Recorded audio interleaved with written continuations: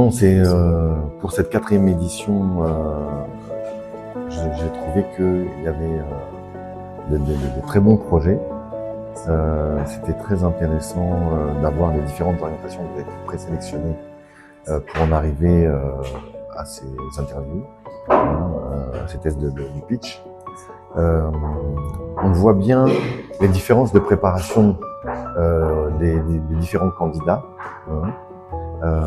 Et on voit qu'il y en a qui sont déjà pas mal, même qui ont eu l'occasion d'être incubés également.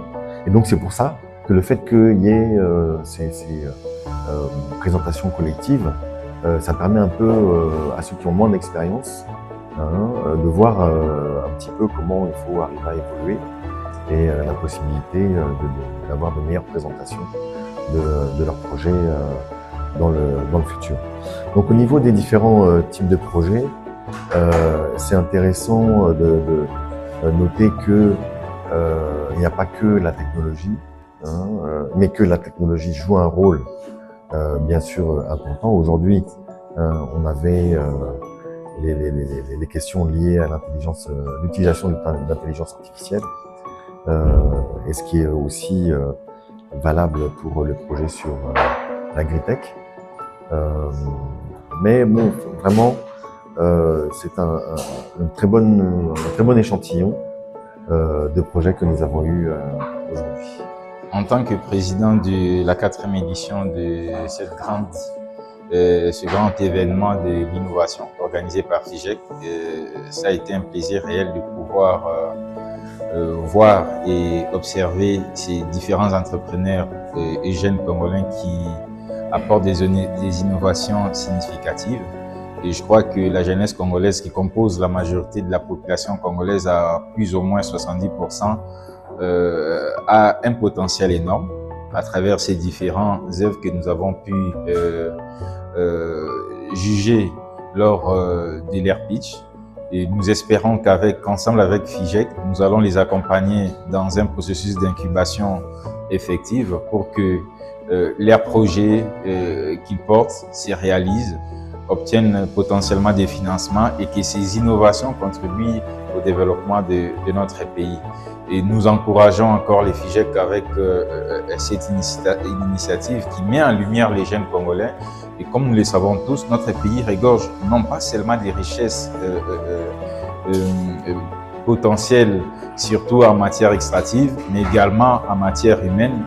Et ce qui montre à quel point notre pays peut arriver vers son émergence si et seulement si les jeunes sont mis en lumière et que leurs projets sont non seulement financés, mais également mieux encadrés. Et nous interpellons le gouvernement congolais à mettre tout en œuvre pour que des activités ou des événements tels que celui du FIGEC soient mis en évidence et que les entrepreneurs que FIGEC met en lumière soient non seulement mieux cotés, mieux observés, mieux appréciés, mais qu'ils bénéficient d'un accompagnement significatif par le gouvernement congolais. Par rapport aux suites, j'espère que je serai parmi les lauréats qui seront sélectionnés.